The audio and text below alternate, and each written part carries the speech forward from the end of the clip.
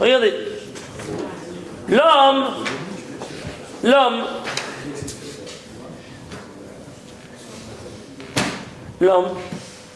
il est comparable, nous dit le Zohar, à une menorah. Il va illuminer le monde du message divin. Tout comme la menorah, elle illumine le monde du message divin.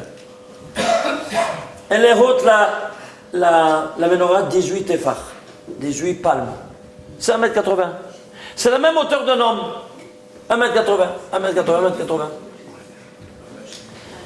À la tête de la menorah, il y a 7 orifices. 7 lumières. À la tête de l'homme, il y a 7 orifices. À la tête de la menorah, il y a 6 parallèles, 3 et 3, 6 en parallèle et 1 asymétrique. À la tête de l'homme, tu as 2 les oreilles, 2 les yeux et 2 les narines. Ils sont symétriques ou pas? Oui. La 7e, il est unique, c'est le centre, la bouche. La bouche est le parallèle du nerf tamid, de la lumière qui ne s'éteint jamais. Tout comme cette lumière centrale, elle ne s'éteint jamais. Même la bouche, pète, jusqu'à son 20 ans, elle n'aurait jamais de péter. Tu vois, nerf tamid, ouvert, oui. Exactement comme cette cieux aussi. Oui, cette cieux. Moi je parle maintenant ici des choses concrètes. Ok? Alors maintenant, qu'est-ce qui se passe? Tu vois donc que ici, la menorah, elle était faite d'une seule pièce. Oui, non? Miksha achat. D'une seule pièce. L'homme, lui aussi doit être fait d'une seule pièce. Qu'est-ce que c'est d'une seule pièce? Lui, il agit dans 3 dimensions. Marshava, Dibur, Maaseh. Pensée, parole, action. Mais il doit dire ce qu'il pense, il doit faire ce qu'il dit. Quand il unifie ces 3 dimensions, il sera dans une dimension unidimensionnelle ou pas? Oui, bien sûr. Alors il sera fait de Miksha achat comme la menorah. D'une seule pièce, d'un seul jet. C'est clair? Voilà ce que vient t'enseigner la menorah. Elle était faite sans alliage de l'or pur. Toi aussi, tu ne dois pas avoir une autre amalgame dans ta constitution métaphysique et religieuse. Une seule idée. Regardez, quelle idée c'est? L'idée que nous donne le Tanakh. Tout le Tanakh. C'est tout notre héritage. Combien de livres il y a? Le Tanakh. Le Chumash est 5, plus les prophètes et les hagiographes, 24 livres. Alors, la pureté de l'or se compte en carats. Combien c'est la pureté maximale? 24 carats. Ils s'embarquent chez moi, ils sont chanceux ces barbus. Hein? Tu comprends maintenant c'est quoi? 24 carats. Mais sont les 24 livres. Tu piges? C'est-à-dire aucun alliage. Vedi Barta, bam! Tu vas parler, comme ça te dit dans le schéma, non? Vedi Barta, bam! Qu'est-ce que ça veut dire? Bam vient nous mettre et nous enseigne. Bam, ce sont les initiales 2. La Torah écrite, l'initiale de la Torah, c'est Bet, Bereshit. Et la Torah orale, comment elle commence? Me et matai même. Alors, c'est-à-dire, la Torah écrite et la Torah orale sera l'objet de ton étude, de ta discussion. Autrement, rien d'autre que Torah écrite et Torah orale, parce qu'il y a tout là-dedans. Et si tu fais la valeur numérique des 2, Bet, c'est 2. Même, 40 total? 42. Il s'embarque chez moi. Ouais. Tu vois comment on retourne? Tu vois comment ce sont des constantes mathématiques qui retournent? Et cette dimension-là, quand tu vas apprendre les téphilines, quand tu seras bar mitzvah, bête, même, de nouveau 42. Alors c'est pour ça qu'on te mettra les 42. Tu piges. Ouais. Ce nom de Dieu, ils vont te le mettre à 100. Où ça? Sur toi, le tampon, déjà de la 8e jour de ton existence sur terre, en te donnant le Brit Mila, bête, même. De nouveau, tu piges. Ouais. Vous devez voir la conférence sur le 42. Vous allez tomber par terre. De la folie. Ce nom de Dieu de 42, comme il te poursuit à tous les stades et quotidiennement. Alors, vous comprenez? Alors pourquoi j'ai dit ça? Ah, j'ai dit ça pourquoi? Parce que l'homme, donc, il se transforme comme le serviteur, fidèle serviteur de Dieu. Comment on dit serviteur? Oui, mais celui qui sert la synagogue. Shamash. Shamash, c'est pour ça que c'est la lettre de Shemesh. Qu'est-ce que c'est le Shemesh? Le soleil. Pourquoi? Parce qu'il est Meshamesh Akadosh Baruch Hu. Il est le Shamash de Akadosh Baruch Hu. C'est pour ça qu'il s'appelle Shemesh. Tu piges. Et toi, qu'est-ce que tu es? Tu es le Shamash de Akadosh Baruch Hu? Oui ou non? Ah, si tu es le Shamash de Akadosh Baruch Hu, il te faut sur toi d'avoir quoi? Ces trois lettres. Alors c'est pour ça que ici, tu auras un shin, c'est ça. Et là-bas, de l'autre côté, tu auras un shin, parce que si toi tu es comme une menorah, tu devras avoir ici trois mains. Non, tu n'as pas trois mains, tu as une main. Mais pour symboliser ces trois branches, tu auras ce shin là, à droite, et l'autre shin à gauche. Ah, mais ici, il y a un shin de 3, un shin de 4. Alors c'est quoi? Tu as ici 24 tes phares, ici 18, tu es comme ça, tu es boussu, c'est quoi? Non. Alors regardez, bon, bien. Viens nos Chachamim et nous disent, ce shin, il représente la matérialité. Toi, tu es composé de matière et d'esprit, ça va? Alors, d'un côté, tu as la matière, de l'autre côté, tu as l'esprit. Comment il sera représenté l'esprit? Par l'air qui est que les quatre branches renferment. Regardez, entre un shin de 4, regardez les intervalles. Vous ne voyez pas un shin d'air? 1, 2, 3, oui, non? Eh bien, c'est un shin d'air. On nous dit de voir dans ces 4. Et pourquoi ce shin d'air? Parce que ça veut représenter la dimension spirituelle. Et ici, la dimension matérielle. De là, il en sort que tu es fait de corps et d'esprit. Et tu vas servir ton Créateur avec ton âme, de toute ton âme et de toute ton force. Tu piges,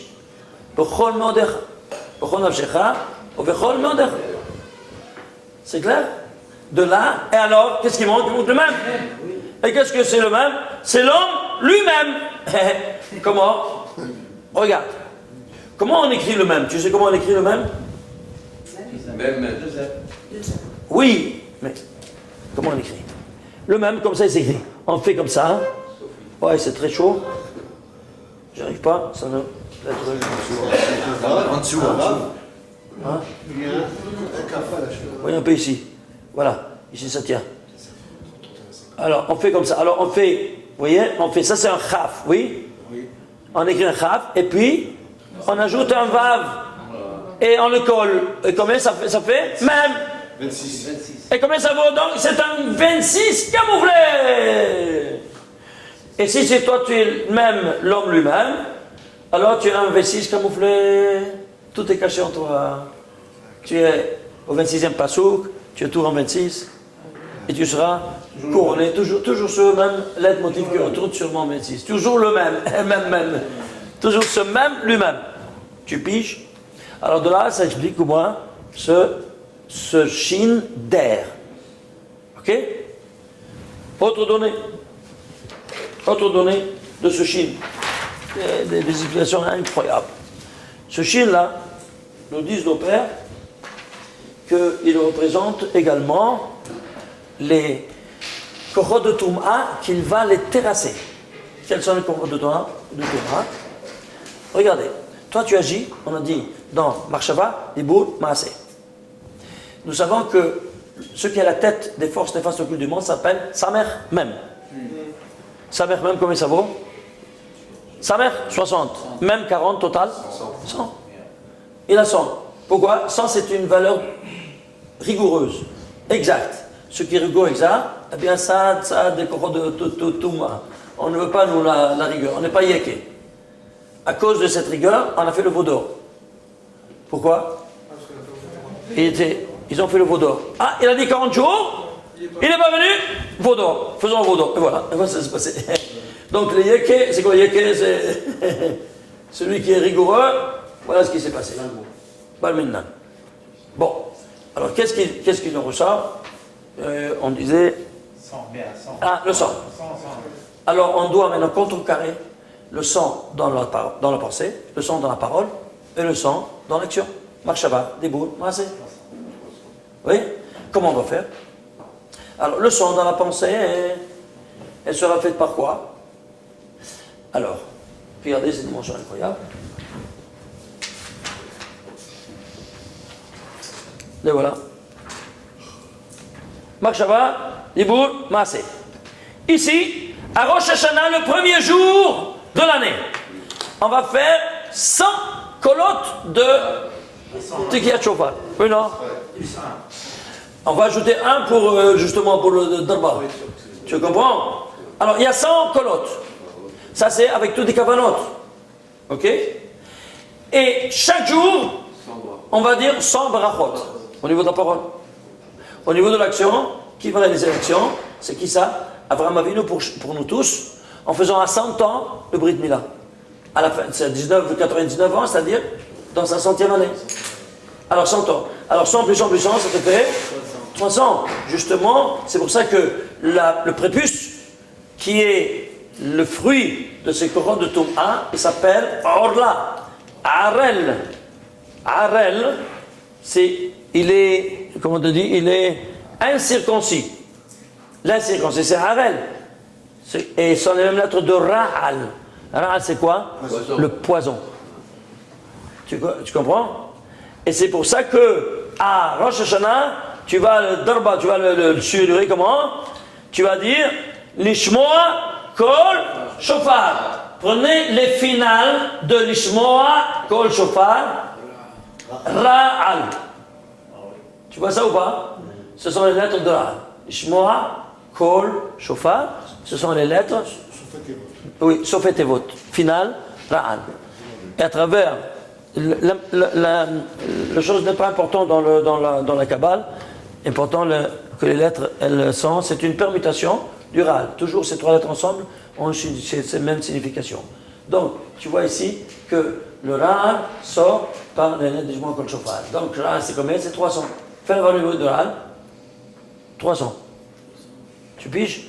De là, c'est 300 dimensions. Et alors, c'est pour cela, tu ne vas pas t'étonner de voir que ces 300 kochot de Toum'a seront représentés, où ça? Seront représentés par, ici, on a toute une histoire. Dans Gemara Megillah 6b, il te dit il y a 300 têtes couronnées en Germania. Germanie. La Germanie. Ça, c'est il y a 2000 ans de ça, c'est écrit. 2000 ans de ça. Imaginez-vous ça. Et qu'est-ce qu'il y a ici? Rashi sur la Megara de Megillah, Germania, c'est le nom d'une monarchie, d'un royaume des dômes des arbres. Elle vient encore dans 1795, tu te dis, Rashi Gemara, il est probable qu'il s'agit de Germania, notre Ashkenaz. Tu vois ça? Et ici, le Targum de Grande Vilna, en 1990, 1720, à savoir, il te dit, dans ma série Yoma, page 10b, Germania, à savoir Germania. Il le corrige déjà en 1700. Il s'appelle, c'est-à-dire, c'est écrit dans le Talmud comme ça, il te dit, il y a une erreur. Il faut dire Germania. L'encyclopédie hébraïque, Allemagne, page 439. Il te dit, il y a la désintégration politique de l'Allemagne a eu des conséquences économiques de grande portée. 300 principautés et sites libres farouchement concernent leur indépendance économique et entament le commerce en imposant de lourdes taxes. C'est-à-dire quoi? D'où ça vient ces 300 corps de Touma? Elles vont se cristalliser où ça? Dans la puissance qui va finir de réaliser en quelques parties, quoi donc? La Shoah. 300. D'où ça vient ces 300? Tu vois que ça vient du Ra'al, ce poison-là, et ça remonte jusqu'à l'aube de l'humanité. Parce que quand on parle du poison, on parle du poisson du serpent. C'est clair? Pour Ishmaël, comment ça va être? Alors, c'est ça. Alors, où Ishmaël vient à la fin du temps. Alors, qu'est-ce qui se passe? Il y a ici donc, ici le vaccin. Ça, donc, si tu prends le nom Elohim, qui est la rigueur, tu prends le nom Elohim, Aleph, Lamed, Hey, Yod, même total 300. C'est-à-dire, la rigueur dans sa plénitude, elle a une valeur de 300. C'est pour ça que... Hein? Zé le matzah. Alors c'est pour cela que maintenant, à travers cette rigueur que nous allons la mater. Comment? À Rosh Hashanah, tu sens le shofar. Nous dit le Rizal, shofar, ce sont les initiales de Shin, c'est le nom de Dieu écrit comme ça. Les lettres médianes, il y a 3 dimensions. Initiale, finale et lettre médiane. L'initiale, c'est Shin, c'est 300. La finale, c'est Resh, c'est 200. Si tu prends Aleph, puis une lettre, deux lettres, trois lettres, quatre lettres, cinq lettres, regarde, 1 plus 31, ça fait 32, plus 32 plus 36, non, 32 plus 36, 68, plus 20, non, 68 plus 36, plus 46, plus 46, 115. 115, plus 86, non, 107, 114, plus 86, 211. 200 c'est quoi? C'est le Resh. Et les lettres médianes de Shofar, c'est quoi? Lettre finale.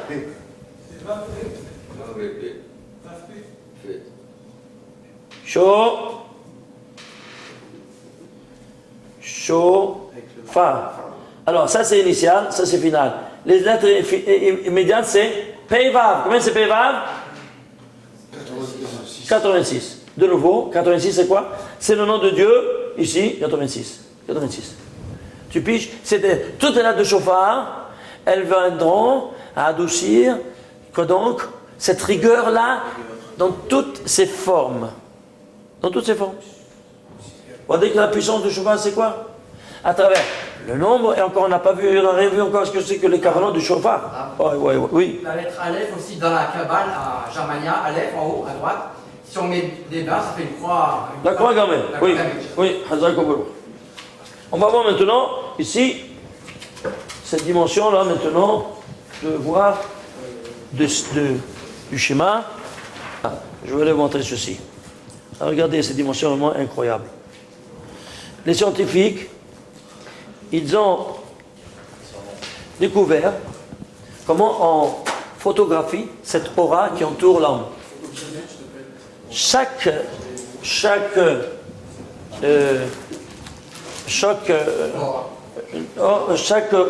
corps organique possède une aura. Elle a été photographiée à travers un procédé chimique spécialisé dans la photographie, qu'elle soit sensible à ce champ électromagnétique qui entoure chaque tissu organique. Regardez par exemple cette feuille. Vous voyez, ça c'est une photo normale. Et ça c'est une photo qui a l'aura. Ça c'est le champ électromagnétique qui entoure chaque organe, chaque corps organique. Cette photo-là, c'est la même une semaine après. L'avoir détaché cette feuille, elle a fané, donc elle est morte, il n'y a plus d'aura. Ce qui reste, c'est ici un peu de vitalité. Là où il y a la tige, qu'elle est grasse normalement, donc jusqu'à ce qu'elle fane, ça prend plus de temps. Alors l'aura est restée. Ok? Celui-là, c'est celui de l'inventeur, M. Kerian, n'est-ce pas? Et donc, on va maintenant voir de suite. Ça, c'est une feuille, une fleur normale, et ça, c'est l'aura qui entoure cette feuille. On a ici cette feuille de nouveau, et on a ici un détachement de cette aura. Pourquoi? Qu'est-ce qui s'est passé? Elle a été coupée. Elle a été coupée en quelque sorte. Mais ici, qu'est-ce qui s'est passé? Regardez ici. On voit ici le noir et ici l'aura. Qu'est-ce qui se passe? Non, le scientifique, il a voulu faire une preuve. Il a pris une paire de ciseaux, il a coupé ici, et cette partie noire a disparu, il n'y avait plus de feuilles, mais l'aura, elle est restée telle que. Le fantôme. C'est ce qu'on appelle la jambe fantôme pour un qui a une amputation de la jambe. Il a encore la sensation comme s'il l'avait. Oui, non? Ça, c'est l'effet jambe fantôme. Ok? La sensation. Très bien. Alors là, elle reste, mais après quelque temps, elle part. Regardez cette dimension-là. Cette feuille-là, on voit ici un changement de la couleur de ça, d'ici. Elle a une aura normale, mais ici, il y a un changement de couleur qui est différent de là. On voit la feuille, il n'y a pas de différence. On voit ici, il y a une différence. Comment c'est possible? Ils n'ont pas compris. Au bout de plusieurs jours, ils ont vu qu'ici, elle a commencé à dépérir. C'est-à-dire que quoi? C'est-à-dire que la photo kérienne arrive à dépister le focus pathologique avant qu'elle ne se déclare. Alors, ils l'ont adopté tout de suite en médecine pour dépister les maladies avant qu'elles ne se déclarent. Et voilà donc que maintenant en Israël et dans tous les hôpitaux les plus avancés, ils utilisent cette dimension-là pour dépister les maladies avant qu'elles ne se déclarent. Voilà donc tu vois ici, ça c'est la photo d'un pied, le pied droit, oui. Et ça peut être aussi également le pied gauche, ça c'est pas. En tout cas, on a ici un nouvel horizon qui s'offre à nos yeux. Regardez cette photo-là. Cette photo-là représente ici deux auras qui se sont fusionnées. Et de quoi il s'agit? Ici, il y a deux personnes qui s'aiment à la folie. Atome crochu. Alors, hein? Atome crochu. Atome crochu. Atome crochu. Alors, ils se sont fusionnés. Ok? Ici, ce sont deux doigts de deux personnages qui se haïssent à la mort. On leur a payé quelques sous. Venez, on veut photographier simplement vos deux doigts ensemble. Un, il veut manger ou dévorer l'autre. Ils les ont mis ensemble, en photographie, ils ont vu quelle couleur électrisante. On a compris que maintenant, la photokérène arrive à photographier les sentiments humains. Jusque-là. Alors, maintenant, si une fiancée, elle entend de son futur époux dire « Je t'aime à la folie », il dit « Attends, allons vérifier avec une photo kérienne. » Alors, si ça se fusionne, ça va. Si c'est comme ça, il le veut pour son argent. Tu puisses. Alors, voilà, ça c'est une dimension. Alors, qu'est-ce qui s'est passé maintenant? Il s'est passé que ça fait à boule de neige, cette découverte. Les scientifiques russes, ils ont pris ça tout de suite et ils ont commencé à le mettre en fonction. Ils ont décidé ainsi. Vous voyez un peu, les cadavres, ils ont encore cette aura, comme la feuille. Ils ont photographié le cadavre. Il en a encore. Alors, comment c'est possible? Ah ben parce qu'il a encore un peu de... Il est encore... C'est humide et tout, non? Très bien. Combien ça reste, Laura? Non, 7 jours. Les 7 jours de deuil. Parce que c'est écrit dans le Zohar que l'âme, elle reste encore dans le corps. Elle va dans le corps de la maison. Elle monte au premier niveau, le premier jour. Le deuxième, maison, kever, et deuxième ciel. Troisième jour, maison, kever, troisième ciel, et ainsi de suite. Arrive au septième jour, septième ciel, elle ne retourne plus en bas, c'est pour ça qu'il n'y a plus de cette aura. Et donc, les 7 parents et 3 se lèvent de ce deuil. Écoutez-moi bien, il faut faire très attention. Quand il y a quelqu'un qui est niftar balminan, il faut au 7e jour seulement fermer le tombeau. Pourquoi? Parce que après le 7e jour, elle ne retourne plus. Si elle ne retourne plus, le corps, il est dépourvu de cette sainteté du siège de l'âme. Alors, un corps vide ne peut jamais rester vide. Qui va venir s'en emparer? Les Korot Atuma. Les forces occultes du monde viennent s'en emparer de son corps. Alors, pour éviter ceci, au 7e jour, à la première lueur du premier jour, de la première heure du jour, on doit immédiatement jeter une collade de béton de 10 cm sur le trou, afin que les Korot d'Atuma ne viennent pas s'en emparer. C'est clair ou pas? Malheureusement, il y a des pompes funèbres qui sont fous de ça ou bien qui ne le savent pas. Et pour prendre l'argent, pour prendre d'autres, allez, au 3e, 4e jour, ils le font et puis c'est tout. Et vous ne savez rien du tout. Bar Minan, qu'est-ce qu'on en voit? Il y avait le président du CRIF à Paris, il a eu sa maman qui est nifteret. Alors il est venu à Yerushalayim, il a enterré à Yerushalayim. Et moi, quand je l'ai su, bon, j'étais le faire la condoléance. J'étais au 6e jour, quand je l'ai su. Je lui dis, dis-moi, est-ce que tu sais si... Va vérifier, parce qu'ici, ce sont des bandits. Va vérifier qu'ils n'ont pas fait la collade, peut-être déjà avant le 7e jour. Ah bon? Ils ne savaient pas. Et dit, s'ils ont fait, tu prends un marteau-piqueur, tu prends un piquant, et Allah drape, tu casses tout. Tu casses, il faut casser afin que la neshama, elle puisse retourner. Parce que si elle ne retourne pas, elle est souffrante. Alors comment on va faire? Alors tout de suite il entend ça, il a été très choqué de ça. Il dit, comment je vais casser le... S'ils ont mis, je vais casser, profaner le tombeau de ma maman, tout ça. Et il a eu peut-être un moment d'hésitation. Après, il m'a raconté. 2 ans après, il me dit, tu sais, après, j'ai eu comme un moment d'hésitation, je voulais avoir une confirmation. Il était venu à Ravadi Yosef. Il a dit, voilà, Menachem m'a dit comme ça, s'il y a des choses, il y a lieu de casser tout. Et il dit, il a raison, va vite, casse tout. S'ils ont fait, tu casses tout. Alors tout de suite, il a envoyé, parce qu'il ne pouvait pas sortir, il a envoyé ceux qui n'étaient pas proches parents. Ils sont allés avec les panassim, avec les phares. Ils ont vu ce bandit, il a tout jeté, tout fermé. Alors pour le soir, ils ont pris des micros, drop, et tout cassé. Pour vous dire tellement l'importance de ces dimensions-là, de ne pas faire et au 7e jour, et pas au 8e, ni au 6e. C'est clair? En France, vous ne savez pas ça. Il faut faire, c'est vous, les parents, c'est vous, les proches parents, c'est vous que vous devez avoir un souci du repos de l'âme de votre défunt. Vous le sachez. Ce qui veut dire que les jours s'ils m'étonnent, là, la Neshama reste coincée. Elle ne peut pas retourner, elle est comme prisonnière, elle ne peut pas retourner, elle a une tsar, gâteau. C'est lui qui est enterré il y a 30 ans, c'est-à-dire que l'âme n'est pas encore restée là 30 ans. Oui, c'est des souffrances terribles, tu n'as pas une idée. Qu'est-ce que dit le Zohar à ce propos? C'est pour ça qu'il faut faire très attention. Hein? S'ils ont préparé des carreaux. Comment? S'ils ont préparé. Oui, Anna, pardon, 2 secondes. S'ils ont préparé des caveaux.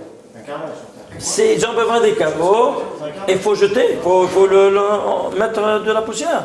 Une couche de poussière comme ça, et après il faut mettre un béton. La partie du béton, 7e jour. Ah, la pierre tombale, là-bas, mieux encore. La pierre tombale, mais le béton en premier lieu, et puis la pierre tombale tout de suite après. Oui. Comme il était fini, ça fait quoi Alors regardez maintenant, pourquoi j'amène tout ça?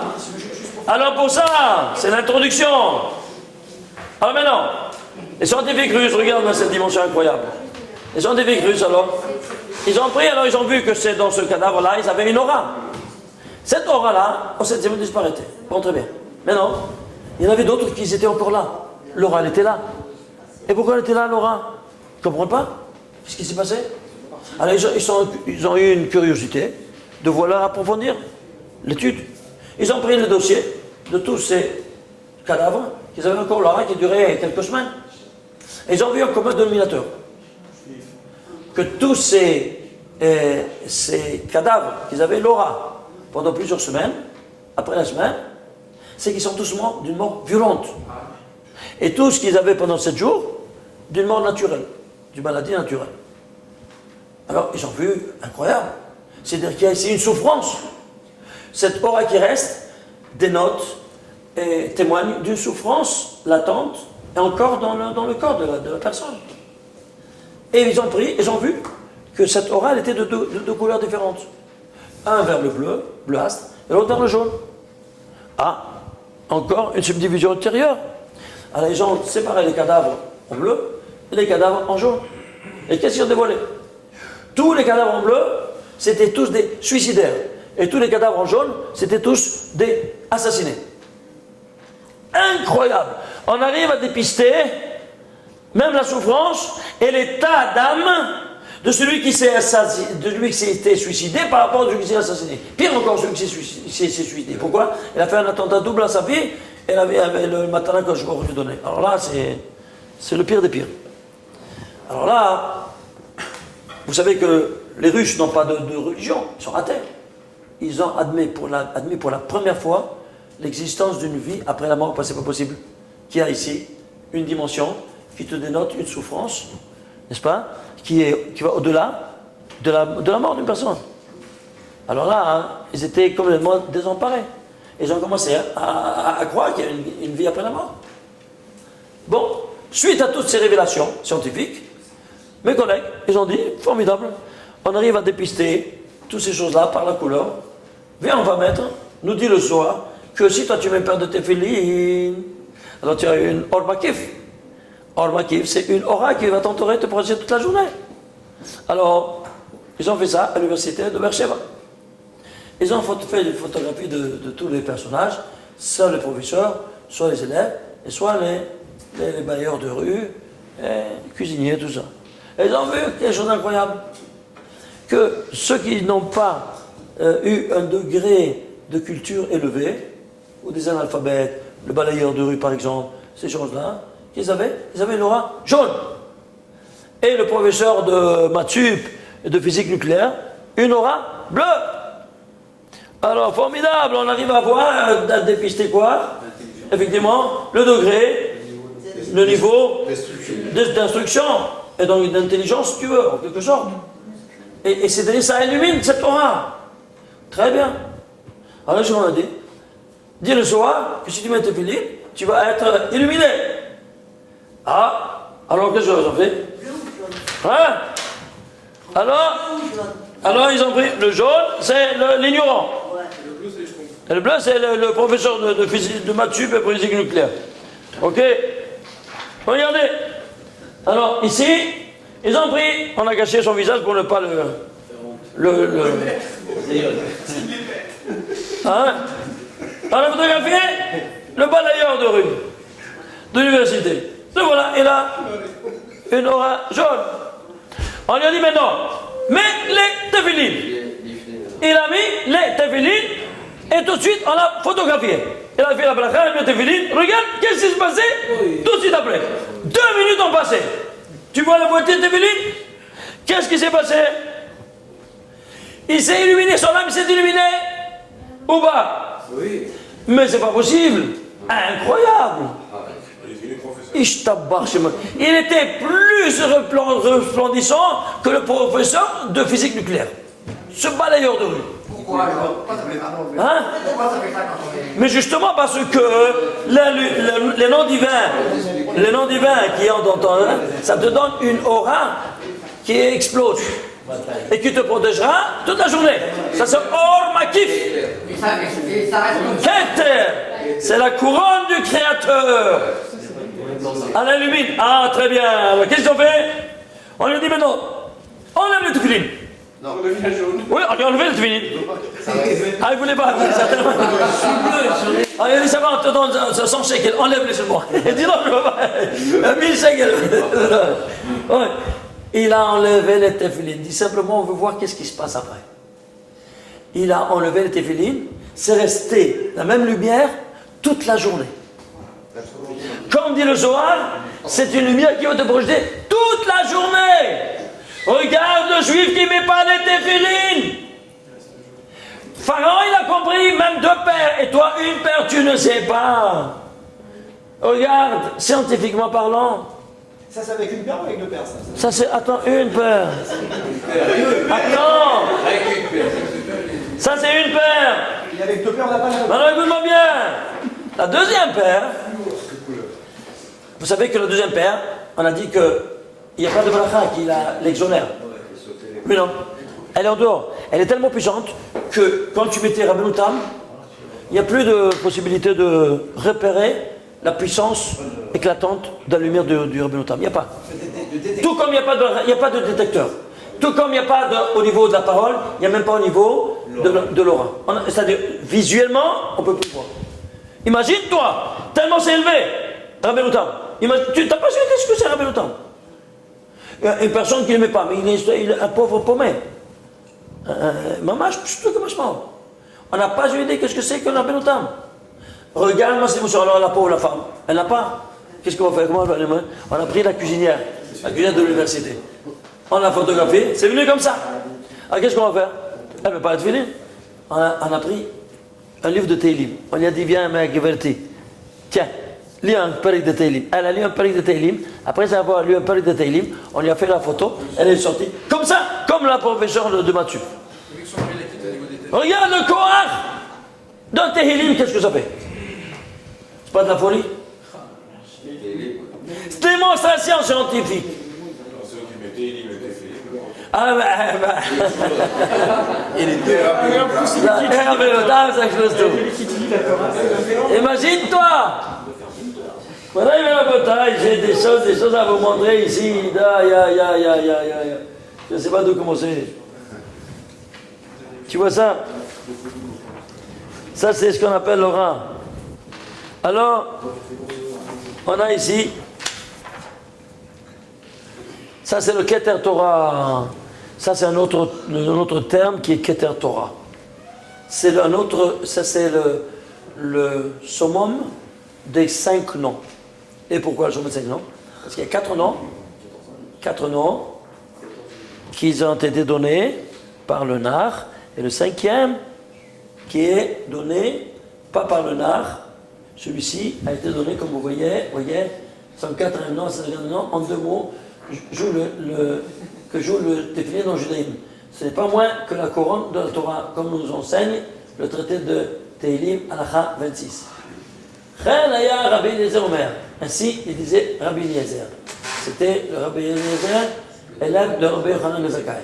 Comment est la mitzvah de Tefillin? Ainsi qu'il est dit, l'Éternel à Israël, et tu le prononceras nuit et jour. Israël alors dit au Saint béni maître de tous les mondes, pouvons-nous prononcer nuit et jour la Torah? Dieu leur répondit, mes enfants, si vous mettez les tefillin sur vos têtes et sur vos bras, moi j'en compterai tout comme si vous prononcerez nuit et jour ma Torah. Comme il est écrit, et ils seront sur ton bras en souvenir et entre tes yeux afin que ma Torah soit dans ta bouche. C'est-à-dire que les tefillin, c'est comme si tu étudiais la Torah. Imagine-toi ça. Incroyable, on n'a pas une idée. C'est-à-dire que la mise des tefillin sur cet endroit-là, c'est tout comme si tu étudiais la Torah. Nos pères, ils le mettaient toute la journée, vous savez ça ou pas? Oui, toute la journée. Si vous venez voir, en vieille ville, il y a un Talmud Torah qui veut reconstituer cette atmosphère de sainteté en vieille ville, comme elle était à l'époque. Et qu'est-ce qu'ils ont fait? Un Talmud Torah où tous les enfants, ils mettent des tefillin, à partir de l'âge de 13 ans évidemment, toute la journée. Toute la journée. Toute la journée. On ne doit pas parler des choses profanes et rien du tout. Eh bien, on leur enseigne déjà dès cet âge de ne pas prononcer des choses profanes, des mots profanes, ou des propos qui ne sont pas de la Torah. Alors, Ménaché, Oui. moi-même, je ne sais pas très bien faire donc la prière, mais combien de temps je peux les laisser pour que la lumière elle se... Tu dis le schéma Israël. Le schéma Israël, c'est 248 mots. Tu arrives à le dire, tu allumes tout ton corps. Parce que c'est 200. Le schéma Israël contient 245 mots, plus tu ajoutes Hashem Elokechem Emet, ça fait 248. C'est l'allumage de tous tes 248 organes. C'est clair? Bon, ceci étant dit, alors, oui. Comment? Alors, il y a le Shin, le Dalet et le Yod ici. Regarde, ici tu as un Shin. Ici tu as un Dalet. C'est le croisement, c'est en forme de Dalet. Et ici tu as un Yod. Suis-moi. Ça sort le nom de Dieu, Shin, Dalet, Yod, le Shem Shakai, qui te protège. Qui protège tout ton environnement comme il te protège à toi.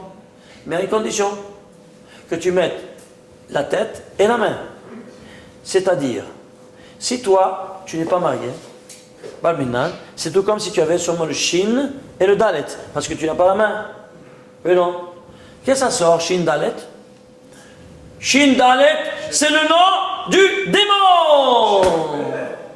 Tu entends? C'est le nom du démon. Même si tu as été filine, tu es emparé par les forces d'impureté et donc tu es un démon. Pourquoi? Parce que le Créateur ne veut pas une personne qui met les tefillines et qui ne se marie pas. Hypocrite. Pourquoi? C'est l'impureté la plus grave.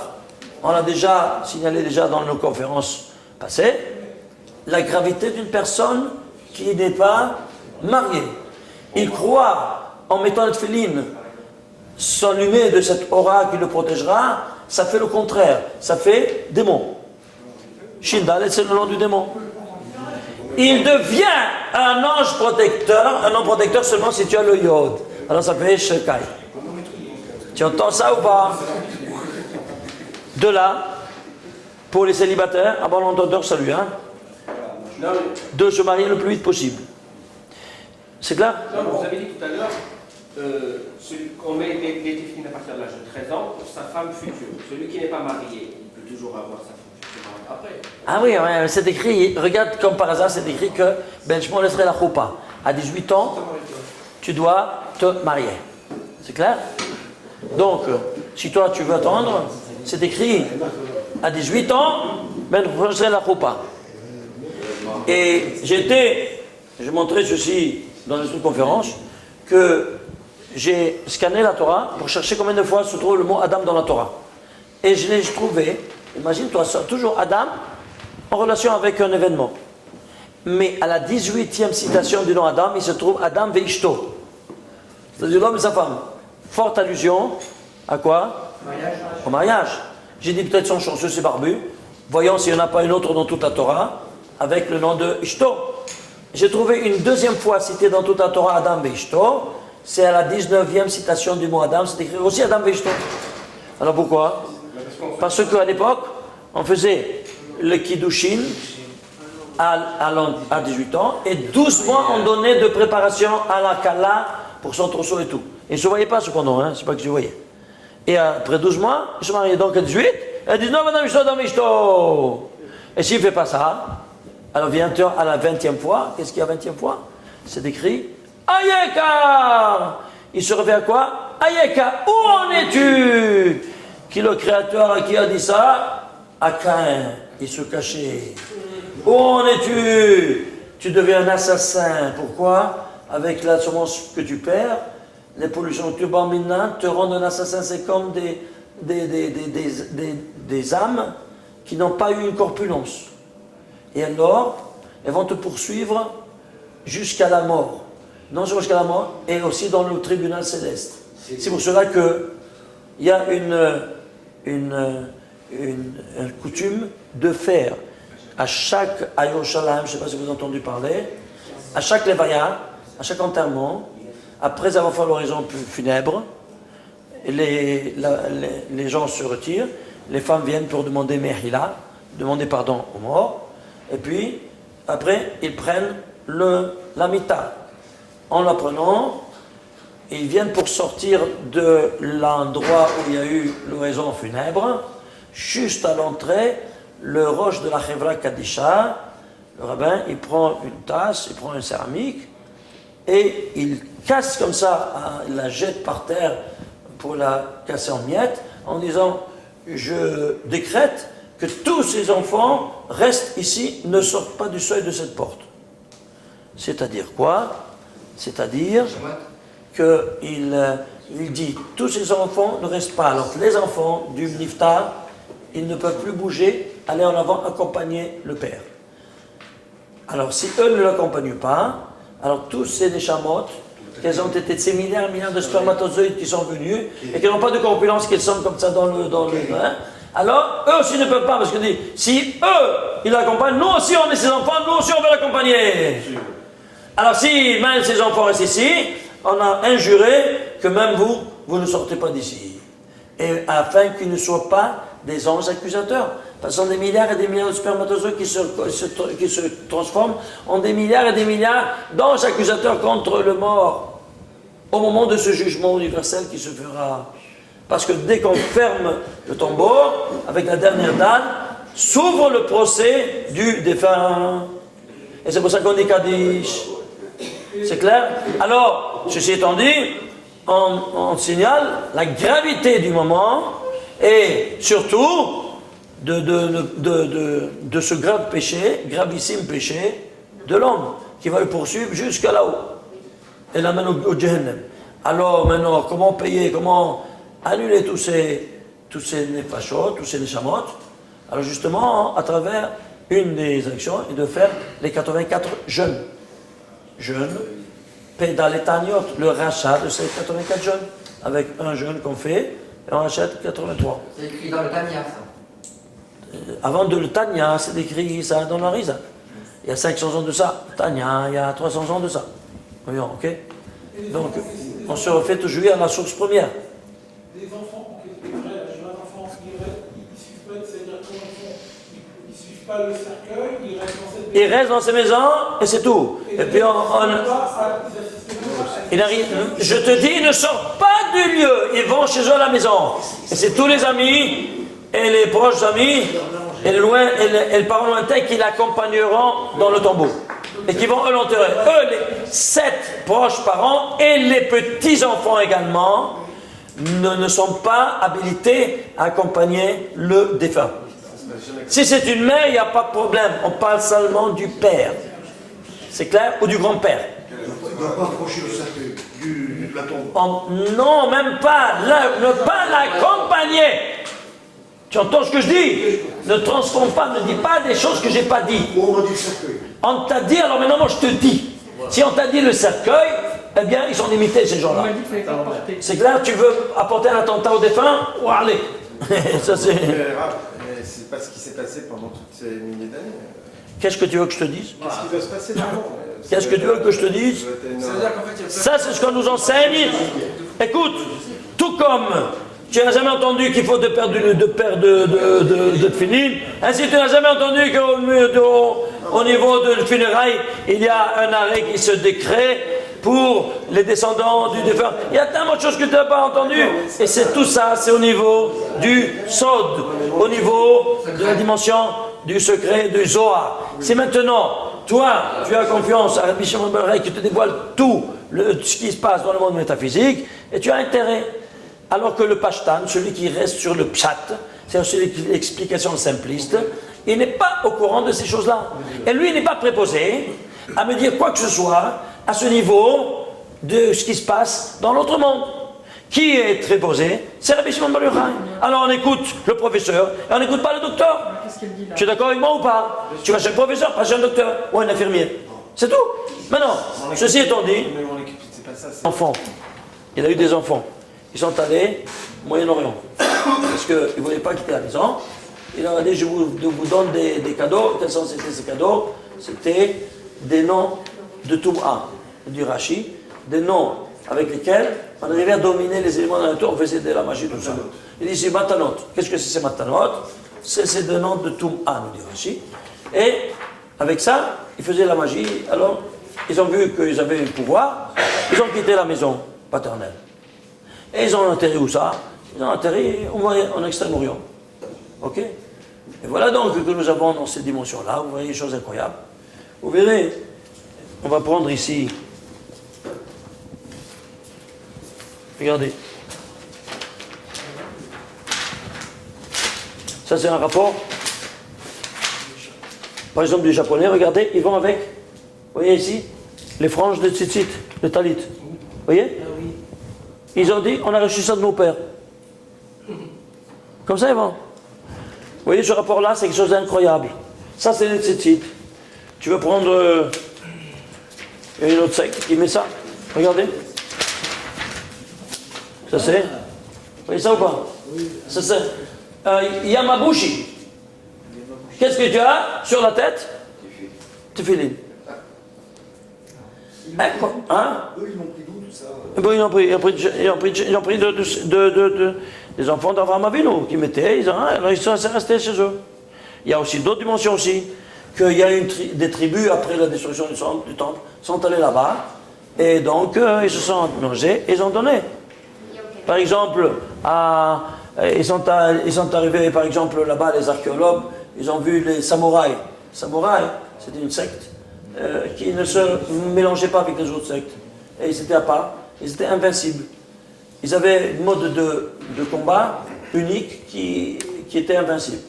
1000, ils mettaient 1000 en fuite.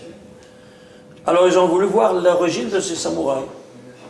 Ils sont allés dans les vieux cimetières et ils ont vu sur les stèles des matzevot, des cimetières vieux, écrit en hébreu. Voilà, d'où ça vient ça? Les juifs, même ici, c'est comme le sel de la terre. Mais qu'est-ce qu'ils font avec les samouraïs? Ils ont déchiffré ces écrits. Ils venaient de la... Samouraï, c'est Samaria, Shomron. Shomron, c'est la Judée et Samarie. Samarie, c'est samouraï. Et comme ça, les archéologues non juifs, ils ont dit, c'était une tribu qu'après la destruction du sanctuaire, sont allés vivre là-bas, et pour se défendre des attaques des indigènes, ils ont épanoui un système d'autodéfense invincible. Même Ménaché aussi. Comment? En Afghanistan. En Afghanistan, la tribu de Ménaché, certains, ils sont Giborim. Ouais. Oui, avec les talibans. Bon, et si tu vas aux Indes, il y a la Brahmine, cette secte-là. Ça vient de Abraham. Il faisait dans le Gange, le mikveh, n'est-ce pas? Et le turban, c'est pas le turban. Et qu'est-ce qui est ce point-là qu'on disait, que vous voyez les Indiens, les hindous qui mettent ici? C'est quoi? C'est la réminiscence de cette boîte-là? Il y a souvent aussi comme le gartel qui met comme les cravates. Ouais. Une expérience très intéressante que je vous ramène ici.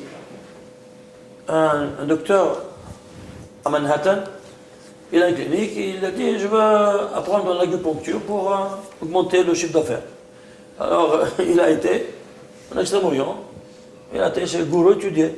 Un jour il a dit comme ça dans la leçon, il a dit maintenant on va apprendre les points névralgiques et essentiels du corps humain, qui à travers ces points, il y a la réanimation de tout le corps. Et qu'est-ce qu'il a dit? Il a dit un point névralgique c'est ici, et l'autre c'est ici. Lui il entend ça, il dit quoi? Vous pouvez répéter monsieur le gourou? Et il lui dit tu n'as pas compris? Alors je répète. Il dit un ici et l'autre là. Et il a été presque évanoui. Il a vu ça, il a dit mais ça c'est les points où on a quoi donc? Où on a nos téphilines. Voilà donc, ça c'est by Steven Shrem. Il a fait cette dimension. Dès qu'il est retourné, et il a eu cette leçon-là, magistrale, il est retourné tout de suite chez lui à Manhattan, il a demandé à sa femme, où sont les téphilines? Il dit quoi? Depuis le bar mitzvah, tu ne les as pas mis. Alors tu te réveilles. Il me dit, tu ne sais pas d'où ça vient ça, les téphilines, quelle puissance ça a? Ah, maintenant tu te réveilles. Un gourou doit le réveiller. Et la décision rabbin, il dit, apporte-moi tout de suite de nouveau une paire de téphilines. Regarde, il te donne ici toute la dimension, où sont les points exacts. Le LU3, LU3, tu sais, avec les noms chinois qu'ils ont, hein, je ne sais pas, moi je ne les connais pas, mais ici il y a tout ce qu'il y a de la leçon qu'il a appris, et il l'a ramené ici, qui aura de temps pour le lire, et il a de quoi s'amuser. Mais nous, on a de quoi enseigner au monde entier qu'est-ce que c'est que les téphilines, et qu'est-ce que c'est les instruments de sainteté qui animent l'âme de la personne. Je vais vous amener à voir maintenant une autre dimension. Quoi donc? Je vais vous montrer maintenant. Et voilà.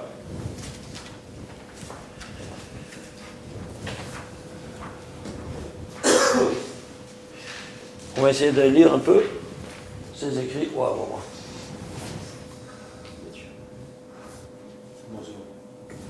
On voit pas bien, hein? Non.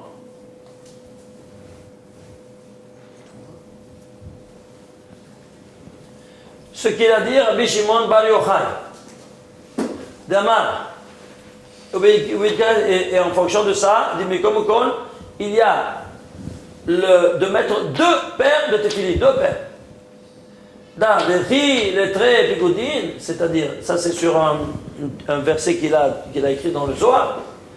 Il te dit, même le Harizal, Gamken, le Harizal, au Bevadai, même les autres géants de sa génération, chez même Moshe et Aaron, vers Rabbi Shimon Bar Yochai, vers Harizal, Hayu, Lopshim, Shne, Zugot, vers Rashi, vers Rabbeinu Tam. Kedat Shnehem, c'est-à-dire tous les deux, ils ont raison. Ne crois pas que un, c'est Retsoa, parce que, comme ils font les Ashkenazim, il te dit, puisqu'il y a lieu de ne jamais ajouter, il ne faut ni ajouter, ni c'est Baltosif. Si tu mets 2 paires, c'est Baltosif. Si tu mets 5 paires de filim, c'est Baltosif. Alors c'est considéré comme Baltosif. Alors il te dit, si la première il avait raison, alors le deuxième c'est comme un lacet que je mets. Et si le deuxième il avait raison, le premier c'est comme un lacet. Chaz vechalila, il te dit ici. Rabbi Shimon Bar Yochai. Il te dit ici, textuellement, pour aucun prix au monde tu peux parler de cette manière. Pourquoi? Parce que tous les deux avaient raison et tous les deux sont en relation de complémentarité. Comme on venait de voir, l'un, il est 1, 2, 3, 4, l'autre, il a 1, 2, 4, 3. Pourquoi? Parce que si un, il est en direct, l'autre, pour faire la convergence, ce croisement, il te faut que ce soit un comme ça, et l'autre comme ça, en progression. 1, 2, 3, 4. Oui, non? Alors, 1, il est la représentation de Ima Ilaïn et l'autre de Abba Ilaïn. Je m'exprime. Deux attitudes ont réalisé la création universelle, qui sont la miséricorde et la rigueur. Elles seront représentées au monde physiologique, au monde physique, par le Père et la Mère. Le Père représente la dimension de miséricorde et la Mère de la rigueur. Elle personnifie. Ok? Tous les deux sont en ressort de complémentarité ou pas? S'il n'y a pas les deux, il n'y a pas de foyer, il n'y a pas d'enfant, il n'y a rien. Très bien. Alors, là-haut, il nous dit ici, dans les écrits, que là-haut, ils sont toujours ensemble. Et ils seront représentés par ces deux paires de téphilines. Rashi représente l'attitude de rigueur. Et Rabbeinu Tam, de miséricorde. Tout comme en haut, le Père et la Mère, la miséricorde et la rigueur sont toujours ensemble, ainsi en bas, ils devront toujours être ensemble. Et si toi, tu les sépares, tu les mets un après l'autre, c'est tout comme que tu commets un divorce en terre et au ciel. Si toi tu commets un divorce, qu'est-ce qu'il en ressort? Il en ressort qu'il n'y a pas d'abondance. Et l'abondance, il n'y a pas d'enfant. Si le père et la mère ne sont pas ensemble, il n'y a pas d'enfant, il n'y a pas de prolifération, il n'y a plus rien. Alors qu'est-ce qu'on a? On a un arrêt total. Total de quoi? De l'abondance divine qui découle à travers l'association et la mise ensemble de ces deux paires de téphilines. Vous comprenez? Pourquoi en pratique? Parce que c'était très difficile d'écrire en petit et que ça soit cachère. Alors ils ont trouvé ça difficile, ils ont mis en grand parce que les sophrim, ils se crevaient les yeux, ils ne pouvaient pas, ils ont fait. Ils ont mis un après l'autre. Ce que, ici, tout le Rabbi Shimon Bar Yochai, le Harizal, le Rashbam, Rasbatz, le Bet Yosef même, le Shulchan Aruch, il te dit, Yehudi Reshamayim, manière Shne Zugot Tefillin. Deux paires de Tefillin. Et pourquoi ils nous ont retenu que les filles de Rachid, c'est-à-dire que les filles de la rigueur, à choisir entre les deux, autant obtenir la filles de Rachid? Tu as raison, entièrement raison. Tu sais pourquoi? Une raison.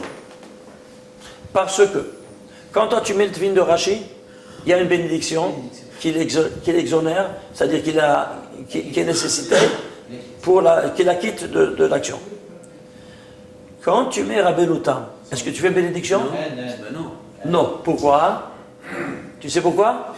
Parce que c'est tellement élevé, Rabbeinu Tam, qu'il n'y a même pas une bénédiction qui est apte à te faire acquitter de ce devoir religieux de mettre Rabbeinu Tam. Imagine-toi ça.